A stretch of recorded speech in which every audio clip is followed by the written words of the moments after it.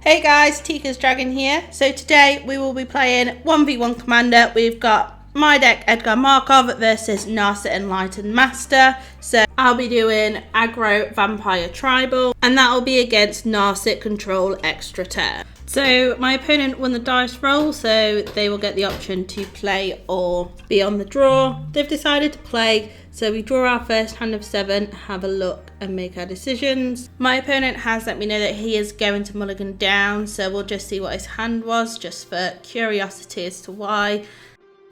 So we've got a Need for Speed, a Mox Opal, a Tundra, a Deflecting Swat, a Wheel of Fortune, Temporal Manipulation and a Swan Song.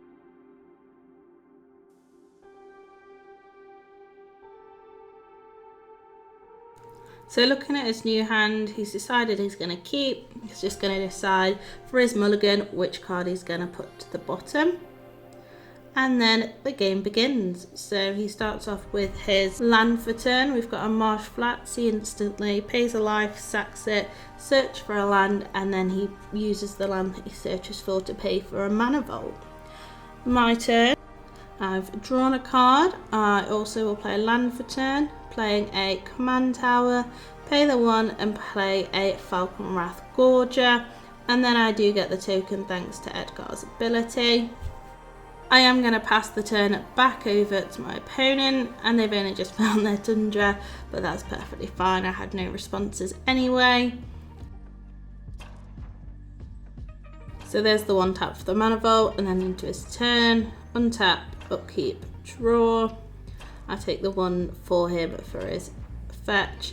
He then plays an Arid Messer for land for turn and then just passes. Over to me, I've drawn my card for turn, played my land for turn, which was a Plateau, and then I swing with both my creatures. I then tap my mana in my second main phase and play a Pitiless Pontiff. With that on the stack, I do get my cast trigger, the token, and then my opponent decides to use a mana drain to counter it. Does mean he gets 2 colourless at the beginning of his next main phase. During this, he did also sack his Arid Messer, so he has the mana to pay. He got a Volcanic Island. So moving on to his next turn, his untap, upkeep, draw. He plays a Bloodstained Mire, immediately sacks it. He searches out a Plateau.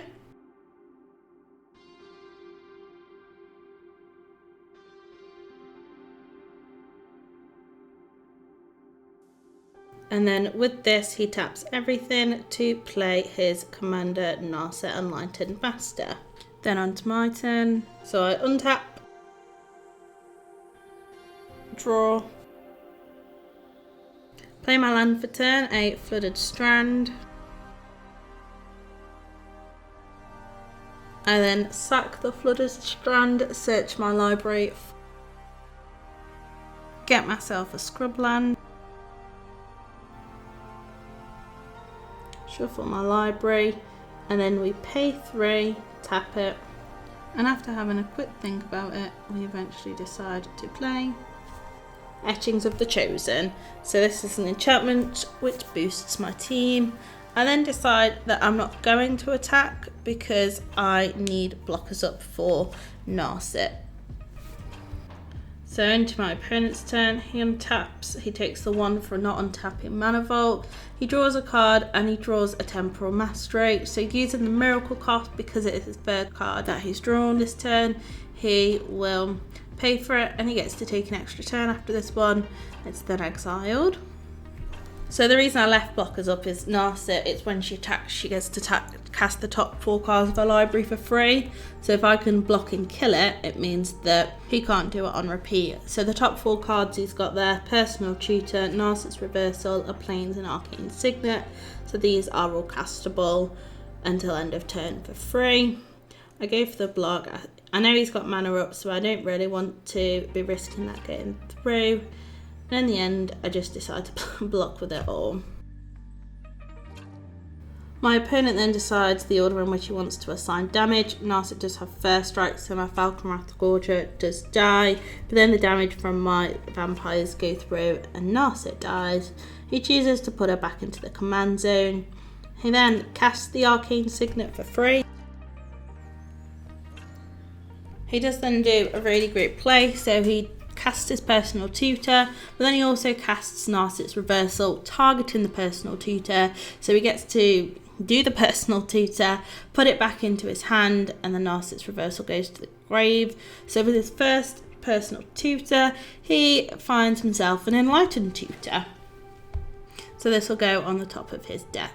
So in his end step, the Plains goes to exile because he couldn't cast it, and then he goes on to his extra turn, untaps, draws the Enlightened tutor, takes the one for the Mana Vault again.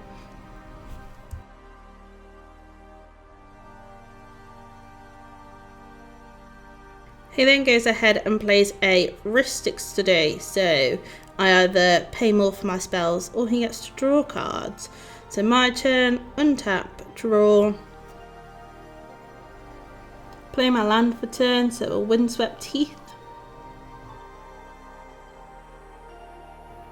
I then crack the Windswept Heath, search my library for a Sacred Foundry, making sure that that's the correct one that I need, and then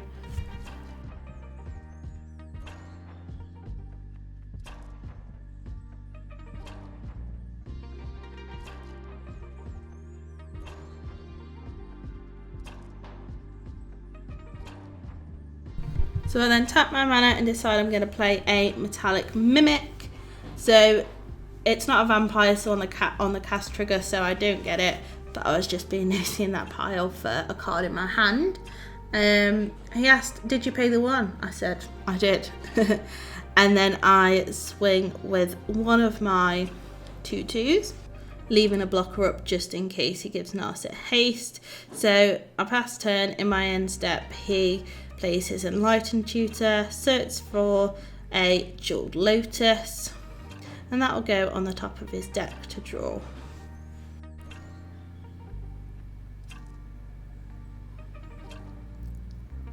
So his turn, he untaps,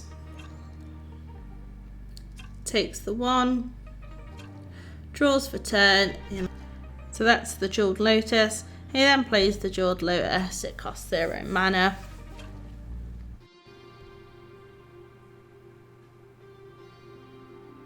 He then decides to cast the Personal Tutor, so he gets to search for a sorcery.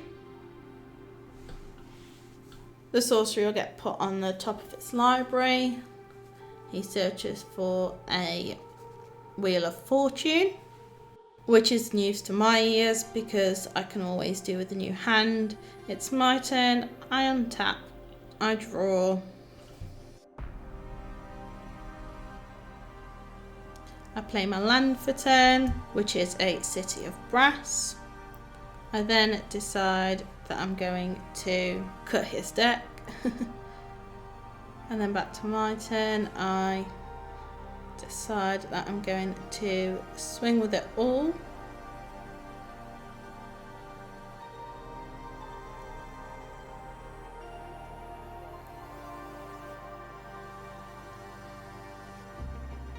I then pay 2 and play a Cordial Vampire. So cast trigger, I get another Vampire. To make it easier and save my board presence, I will just put a 2 on the blue dice to indicate there's 2 there. And then because of the Metallic Mimic, they both get +1/+1 counters on now they've entered. Rearranging my board because there's never enough space. And then we pass turn. My opponent realises that he decided he wanted to hold the Wheel of Fortune when it's supposed to go on top. So he untaps and draws it for turn, takes the 1. He then plays the Wheel of Fortune. So we will each discard our hands and draw a new hand of 7.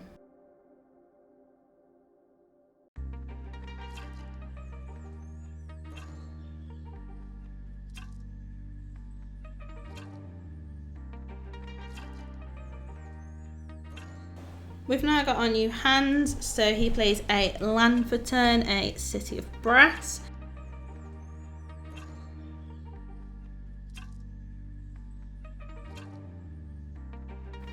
And then after thinking long and hard about it, he finally plays the Merchant Scroll. This time he's searching for a blue instant or sorcery. This one goes to the hand at least, and he searches for a Temporal Trespass.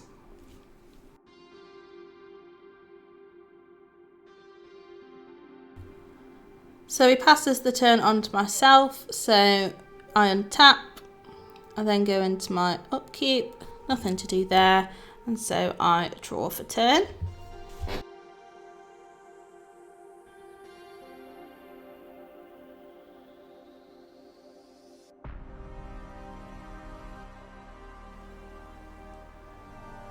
So I start to fiddle around with the mana, and then I eventually choose the way I'm going to pay for it. But then I cast a Vampire Nighthawk, so this is a pretty good blocker to be having for now. I then get the 1/1 again, so I'll have a +1/+1 counter on it. All the dice and all the tokens. The board's starting to get pretty full. As long as we keep the dice representing the same. I then swing with everything that can, and he takes all the damage.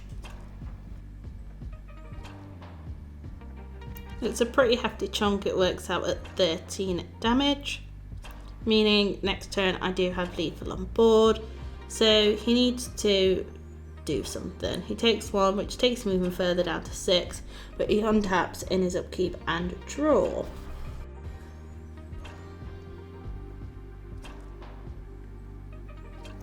So firstly he plays the Flooded Strand, he sacks it straight away, finds himself a basic island, doesn't want to be taking any more life, doesn't want to be getting any shocks, and he's already got all the dual lands out. He then spends his mana delving and paying for the Temporal Trespass, so he exiles majority land out of his graveyard to pay, with a few extras in there, which means he gets to take an extra turn after this one. Let's see what he pulls out of the bag.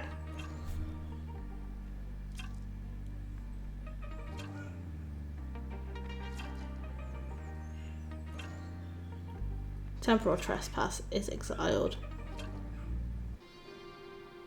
He then moves on to his next turn, untapping, taking a further one, drawing his card for turn, plays his land for turn, a Mana Confluence. He then sacks his Jeweled Lotus, and now he's got 3 mana of any colour to pay for his commander. So assuming he's paying his commander, he's got a further mana to find. Don't forget that because it's died already, it does have the commander tax of costing another 2. So yeah, he plays his commander again, good old Narset. He then admits that he can't give a haste, he's got no spells to play, he knows he's dead on the crackback, and he concedes. Which means we have a winner, Edgar Markov, my amazing aggro vampire deck. I hope you enjoyed watching. Let me know if you want more content and what content you want. Thanks for watching. Like, subscribe. Have a lovely day.